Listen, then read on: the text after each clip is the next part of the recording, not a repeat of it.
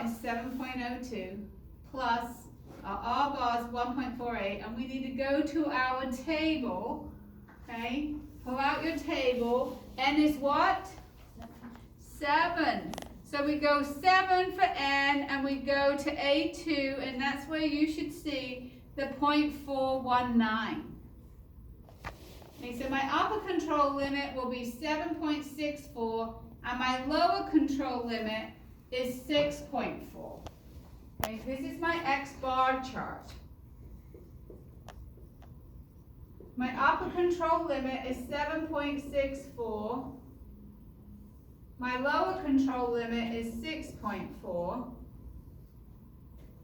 How do I decide if this is in control or out of control? What do you think I plot on my X bar chart? X bar, right? The means. I plot, oh, I'm off the chart already. 6.2, 7.3, oops, 8.1, 7.2, 6.3. Is this in control or out of control? Right, the 3 of the 5 points are out of, it should have been shut down. If this was time, it should have been shut down way back here, right? This is out of control, do you agree? Okay, but we still do the R chart. We still create an upper control limit and a lower control limit. So to get our R chart, the upper control limit is R bar, which is 1.48, times D4. So you go to your table, still N is 7. So you go to D4 and you get 1.924. Okay, that makes my upper control limit 2.848. My lower control limit is R bar times, and you go get your D3. Okay, you get it here, 0.076. That makes my lower control limit 0.1125. What do you think I plot on the R chart? Your ranges. Okay, you plot 1.5, 1.7, 1.9, 1.2, down there, but 1.1. Is my R chart in control or out of control? In control. Overall, is the process in control or out of control? Right, because if any one is out of control, the whole process is out of control. Okay. So they need to stop production and fix whatever's wrong. So, and it's not always production. Okay.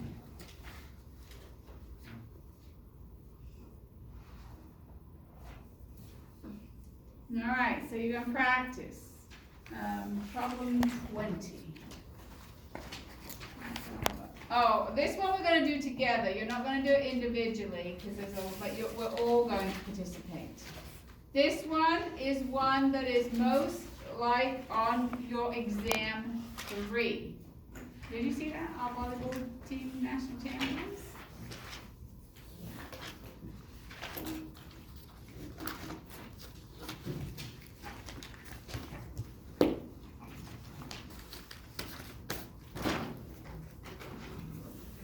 Make a note that this one is most like your exam 3 questions.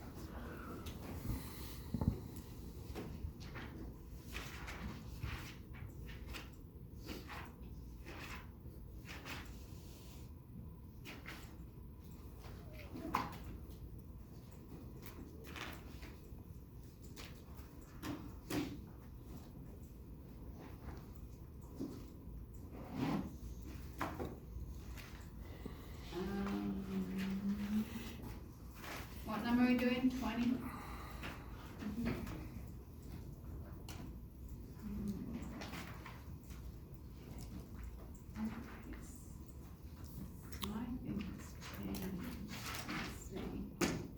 Should be about coffee. Yeah, I think they changed the, they used to have a bunch down here. Let me see. Let me find one that's like it. Should be like this one, but Oh, we like that one but coffee. I think we got rid of it. That's interesting. Is number 7 on your homework? Alright, well we'll do number 7 because this is just like the coffee one. This says the Goodman Tire and Rubber Company periodically tests its tires for tread wear under simulated road conditions. To study and control the manufacturing processes, 20 samples, each containing 3 radial tires, were chosen from different shifts over several days of operation, with the following results. Assume these data were collected when the manufacturing process was believed to be operating in control. Develop the R and X bar chart. Okay, I'm going to give you a number, and everyone's responsible for calculating. Well, what is N? 3. 3? 20? Oh, and 20. N is 3, K is 20. So I'm going to give you each, right? So Brandon, 1, 2, 3, 4, 5, 6, 7, 8, 9, 10, 11, 12, 15. What's it? 15. 16. That means I have to do 18, 19, and 20. All right. Now I'm going to write them up here. When you got it, I need the mean and the range for your sample. Okay? I need the mean and the range for your sample.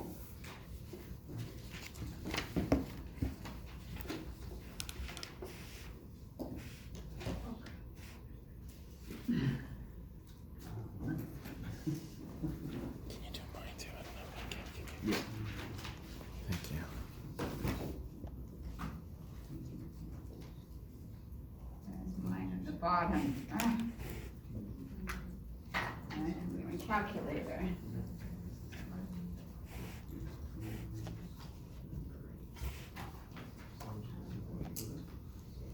Alright, put it up there. Yep, come write it up. Oh, it's an ugly number. We've got some ugly numbers. I am making it in Excel. Did we get it right? 3. Okay, this should be what we have on the board here. Right? So we have the X bars and the ranges for each sample. So do we all agree?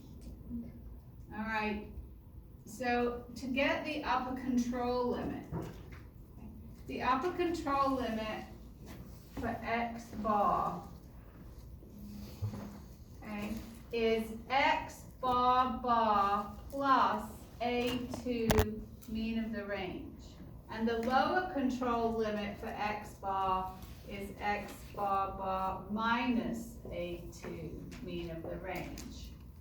How do I figure out what my grand mean is? Right, you divide by 2. So I sum all of my means and divide by K, right? So we sum all these and divide by 20. So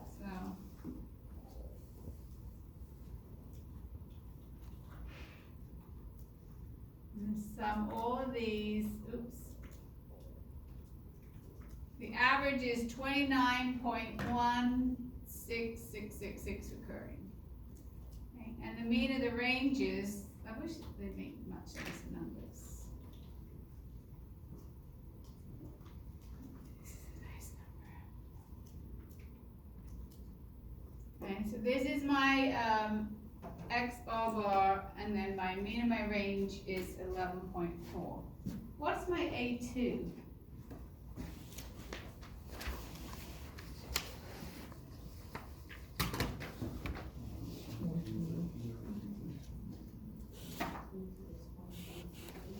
What is it? 1.023. 1.023. Okay, and R bar is 11.4, and this is 29.16 recurring, right? So I'm going to do plus and minus that to get my upper control limit, and my lower control limit. So my upper control limit is this number plus this times, what was the number? 1.023. Agreed? I did this number plus 11.4 times 1.023, and my lower control limit is this number minus this number times 1.023. So my upper control limit for my X bar chart is 40.83. And that will help me decide. And my lower is 17.50.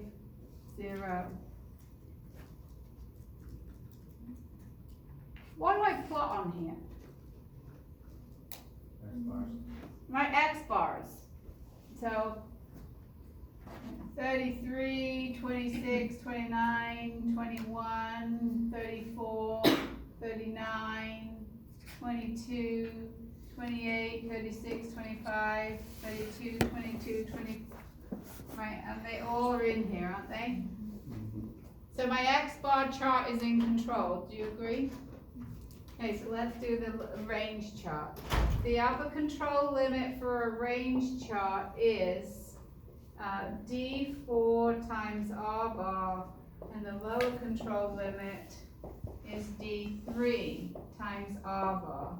So R bar is still 11.4. Right, what is my D4 and my D3? My D4 is, what is it? 2.574, and my D3, 0.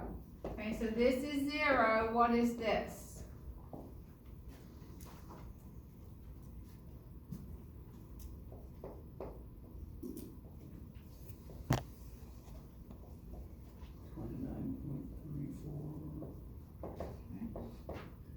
So here's my 0, and here is 29.34. What do I plot on my R chart? R. 14, 17, 9, 8, 9, 6, 12, 6, 8, 13, 14, 6, 15, 26, 11, 12, 8, 11, 11. What do we think? It's all good, right? We can let them keep making their tires, and the tires are good. Let's go back to our book. Why doesn't it tell us the answers to this question? Okay, so it says develop the R and X bar chart. Didn't even ask us to tell if it was in control, but we did. Okay? This is more like the one that's on your exam. If you had 20 numbers, I would have calculated the X bar and the R for all of the examples except for like 2 or 3 at the bottom. So I will do most of them. But the reason I have you calculate a few of the X bars and R of your own is to try to make you identify what's N and what's K. So when you were calculating the X bar, when you guys did this number here, did you divide by N or K?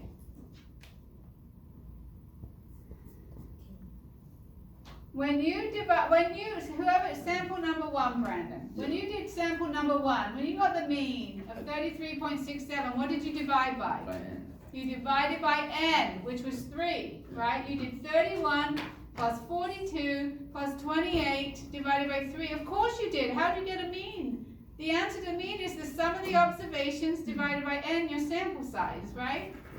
So this is, I have you do this because you know that when you calculate a mean, you're dividing by N, right? You calculate the mean, you get an N. So that's why I have you a whole list like this, and all filled out most of these columns, but I leave a few for you. Whatever you're dividing by there, that's your n. To come up with these numbers, you have to divide by n. And then you sum all of your means and you divide by k. Okay, you gotta keep that straight, because if you, good luck. If you don't get that straight, you're gonna have your x bar wrong, you're gonna have your A2 wrong, you're gonna have your R bar wrong if you don't know the difference between n and k. Here, it says K is the number of samples, isn't there 3 samples? No, there are 3 observations in one sample. K is how many samples you took. You took 20 different a sample is a group of observations. N is your sample size. How big is your sample? Okay. Right? That's why it's confusing. So you take a sample and it's got several, right? We've always talked about taking a sample of 30 or taking a sample of, right? We've always said n is greater than or equal to 30. Our sample size is 30. But how many samples? That's K. Okay, so I can see it is a little tricky, and I'll tell you that is where students have the issue. Would the mean of the mean, like the grand mean, also be the mean of all of those? Individual data points. It would be? All right, so now that's about when you have numbers, quantitative data. You will do an X bar chart and a range chart. But what if you have categorical data? Okay, if you have a categorical data, so we're going to do control charts for attributes. That is, we're going to do a P chart, and I'm going to talk to you about an NP chart. You don't have to do both. Okay, I'm going to show you both, but you do not have to do both because they give you the exact same chart. The only difference between a P chart and an NP chart is on the y-axis in a P chart is telling you the proportion. Okay, whereas in an NP chart, it turns it into a number for you. So for example, I don't know if it's something we do in class or a homework question, they're looking at a law firm. And they're looking at the proportion of cases that are won each month.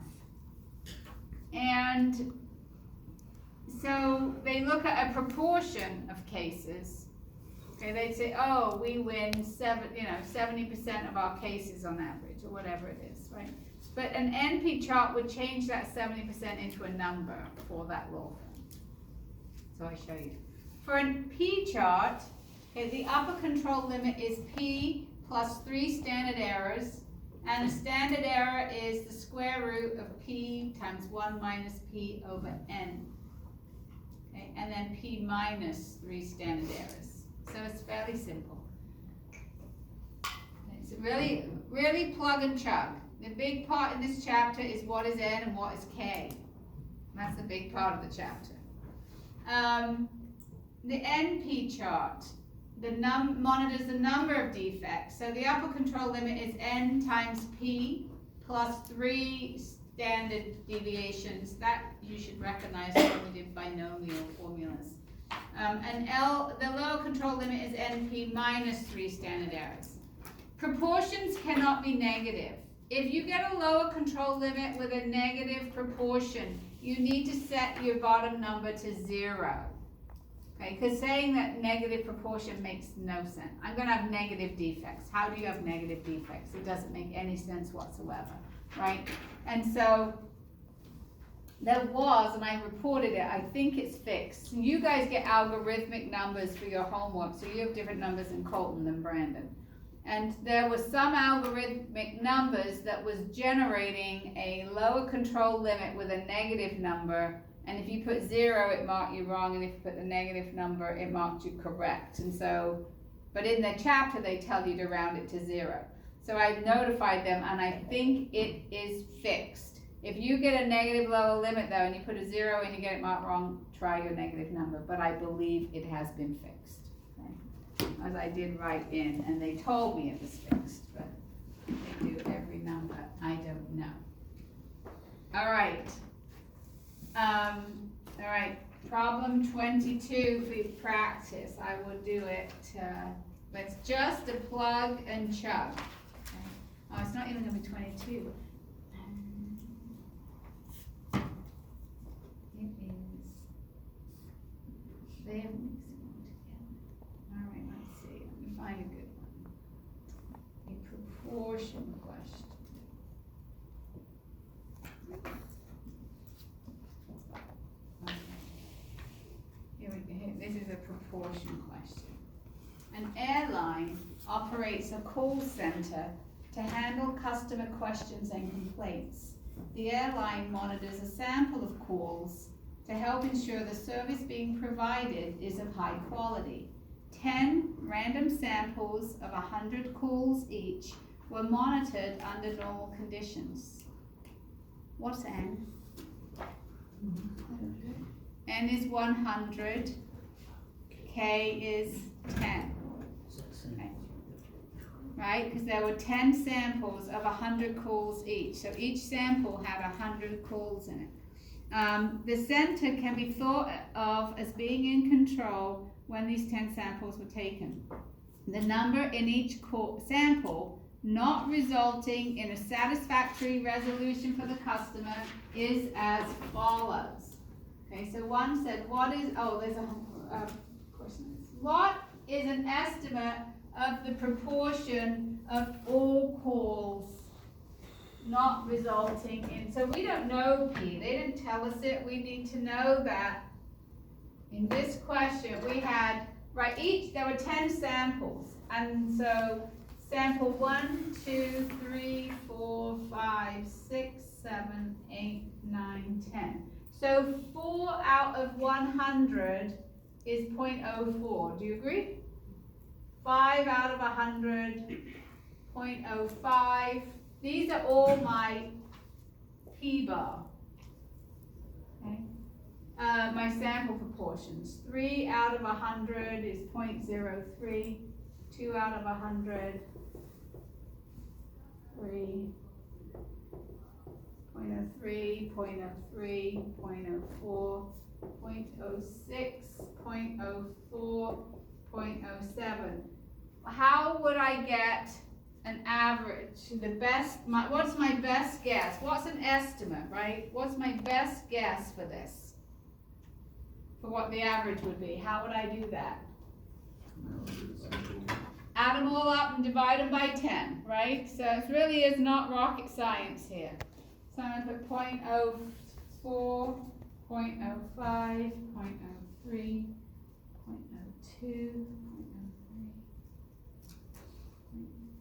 4.07. Okay, so I get an average 0.041. Right, that's like my P-bar. I'm going to use that to estimate my population proportion. 0.041. Right, so it says construct an upper and lower control chart. Okay, so here's your formula for your P chart. So the upper control limit for a P chart is 0.041 plus 3 standard deviations.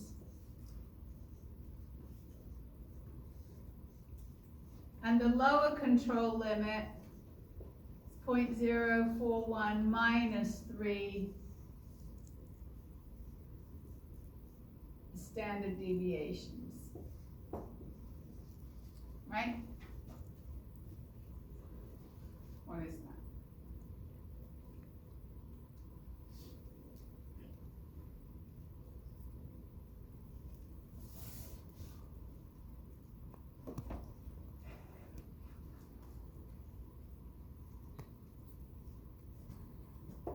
I get negative 0.0185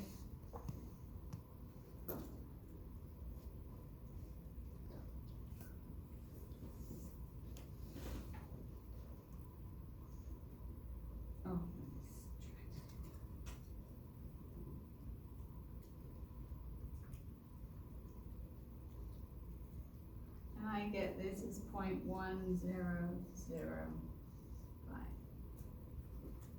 That's negative, so I put it as what? 0. So when I draw my chart, I have 0 here, and I have 0.1005 here. And what do I plot?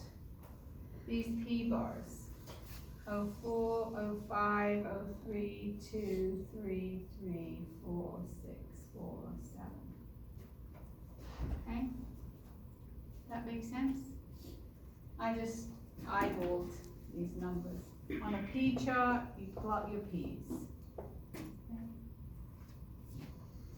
On a P chart, you plot, on an X bar chart, you plot your X bars. On an R chart, you plot your R's. On a P chart, you plot your P bar. Alright, so now I'm going to show you an NP chart, just so that you can see. I don't know that the question asked for it, but I want to leave that space to draw it. So the upper control limit for an NP chart is N, right, which in our case is 100, right? Our sample size was 100, times P, which is 0.041, plus 3 N times P, I'm running out of space, times 1 minus, that should be 0.959. Okay, so 3, let's see, I do the inside first, N 100 times 0.041 times 0.959. Square root my answer and multiply. Oh, that's right. 100. And that's 0.951. Square root. That's not right. N times P times. Oh, it's number. Of course it's right. Okay. Times 3. Okay, so I get here, you get 4.1 plus, I get, do you get 11.796? Did you do it?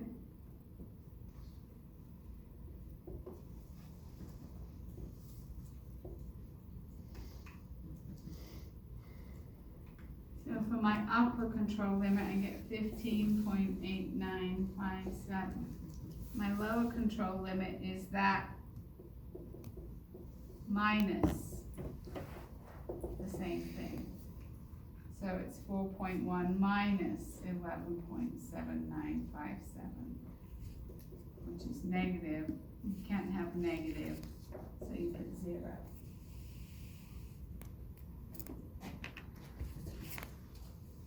So the only difference between this chart and this one is the y-axis has a proportion here, and this one is going to have a number.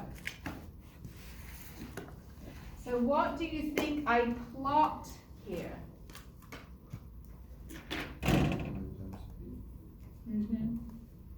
So if this is N, and this is P, what's N times P would be 4, right? It would be those numbers I was originally given in the question. 4, 5,